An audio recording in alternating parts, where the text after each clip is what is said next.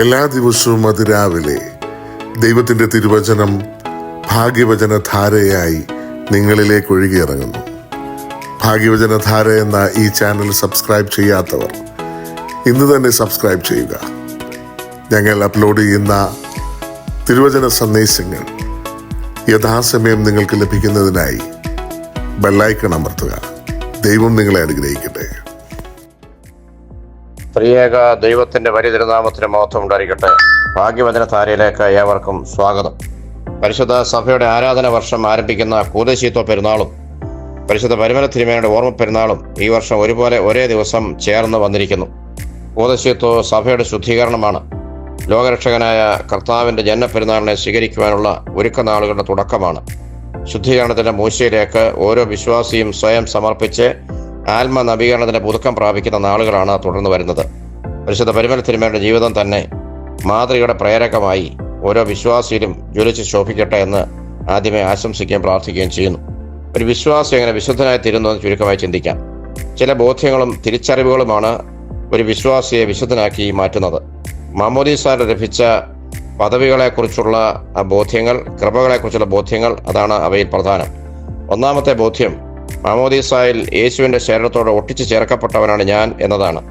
ഒരു ചെടിയിൽ മറ്റൊരു ചെടി ഒട്ടിച്ചു ചേർത്ത് ഗ്രാഫ്റ്റ് ചെയ്യണമെങ്കിൽ ആ രണ്ട് ചെടികൾ ഒരേ തരം വിഭാഗത്തിൽപ്പെട്ടതായിരിക്കണം. തെങ്ങും മാവും കൂടി ഒരിക്കലും ചേരുകയില്ലല്ലോ.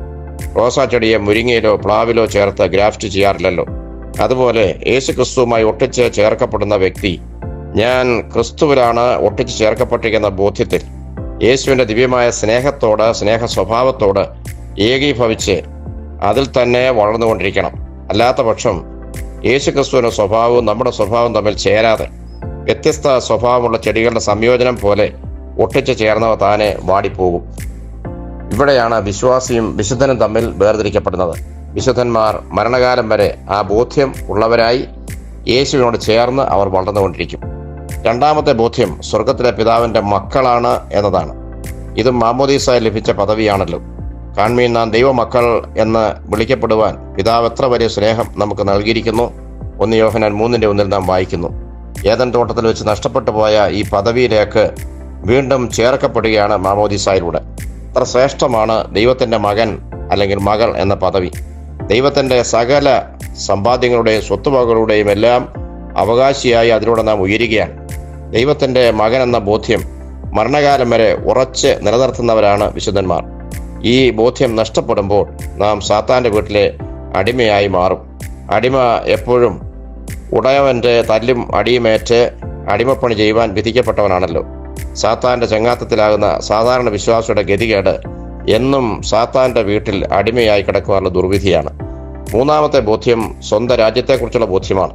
സ്വർഗരാജ്യത്തിൻ്റെ പൗരത്വമാണ് മാമോദീസായുടെ ഓരോ വിശ്വാസിയും പ്രാപിക്കുന്നത്. സാധാരണ വിശ്വാസി അപ്പോൾ തന്നെ അത് മറന്ന് ഈ ലോകത്തോട് പരമാവധി ചേർന്ന് സഞ്ചരിക്കുന്നു. എന്നാൽ വിശുദ്ധന്മാർ തങ്ങളുടെ യഥാർത്ഥ പൗരത്വത്തെക്കുറിച്ചുള്ള ബോധ്യം ജീവിതകാലം മുഴുവൻ തങ്ങളിൽ നിലനിർത്തുന്നു. നമ്മുടെ പൗരത്വം സ്വർഗത്തിലത്രയെന്ന് പൗലോസ്ലീഹ നമ്മളെ ഓർമ്മിപ്പിക്കുന്ന ഭാഗം എപ്പോഴും അവർ ഓർത്തുകൊണ്ടിരിക്കുന്നു. ദൈവമക്കൾ നമുക്ക് സ്വർഗം, സ്വന്തം ദേശം കേവലം ഈ പാരിടമോ വെറും പരദേശം എന്നുള്ളത് അവരുടെ ജീവിതത്തിൽ അവർ പ്രാവർത്തികമാക്കുകയും യാഥാർത്ഥ്യമാക്കി തീർക്കുകയും ചെയ്തുകൊണ്ടിരിക്കും. എന്നാൽ സാധാരണ വിശ്വാസികൾ അത് മരിച്ചു കിടക്കുമ്പോൾ മറ്റുള്ളവർ പാടുന്നത് മാത്രമേ കേൾക്കാറുള്ളൂ. വിശുദ്ധന്മാർക്ക് അത് ജീവിതകാലം മുഴുവൻ ഉറച്ച ഉറപ്പാണ്. ജീവിതാനന്തരം ആ പൗരത്വത്തിൻ്റെ മഹത്വം അവർ ആസ്വദിക്കുകയും ചെയ്യുന്നു. വിശുദ്ധൻ എന്ന വാക്കിൻ്റെ അർത്ഥം ദൈവത്തിന് വേണ്ടി വേർതിരിക്കപ്പെട്ടവൻ എന്നാണ്. ഈ അർത്ഥം തിരിച്ചറിഞ്ഞവരാണ് വിശുദ്ധന്മാർ. അവർ അവരുടെ സ്വന്തമല്ല, ദൈവത്തിൻ്റെ വകയാണെന്ന് തിരിച്ചറിഞ്ഞ് തങ്ങളുടെ ജീവിതം ദൈവത്തിന് വിട്ടുകൊടുത്തവരാണ്. അവർ ദൈവം പറയുന്നത് മാത്രം ചെയ്ത് ദൈവത്തിന് വേണ്ടി ദൈവത്തിൻ്റെ പകരക്കാരായി അഥവാ ദൈവത്തിൻ്റെ സ്ഥാനാപതികളായി ഈ ലോകത്തിൽ ജീവിച്ചവരും ജീവിക്കുന്നവരുമാണ്. വിശുദ്ധന്മാർ ദൈവത്തിൻ്റെ സ്നേഹിതന്മാരാണ്. ഈ തിരിച്ചറിവ് വിശ്വാസിയെ വിശുദ്ധനാക്കി തീർക്കുന്ന മറ്റൊരു ഘടകമാണ്. അപ്പോസ്തലന്മാർക്ക് യേശു നൽകുന്ന വലിയ ഒരു വാഗ്ദാനമാണ്, ഇനി ഞാൻ നിങ്ങളെ ദാസന്മാരെന്ന് വിളിക്കുന്നില്ല, സ്നേഹിതന്മാരെന്ന് വിളിക്കുന്നു എന്നത്. യോഹന്നാൻ 15:15. ഈ ലോകത്തിലൊരു വ്യക്തിക്ക് ലഭിക്കാവുന്ന ഏറ്റവും വലിയ പദവി ദൈവത്തിൻ്റെ സ്നേഹിതനായി തീരുക എന്നതാണല്ലോ.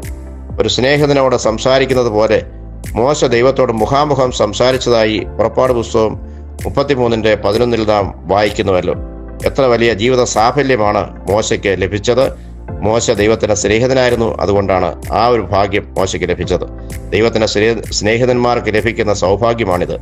ഈ അടുപ്പവും സ്വാതന്ത്ര്യവും ദൈവവുമായി കാത്തു സൂക്ഷിക്കുന്നവരാണ് വിശുദ്ധന്മാർ.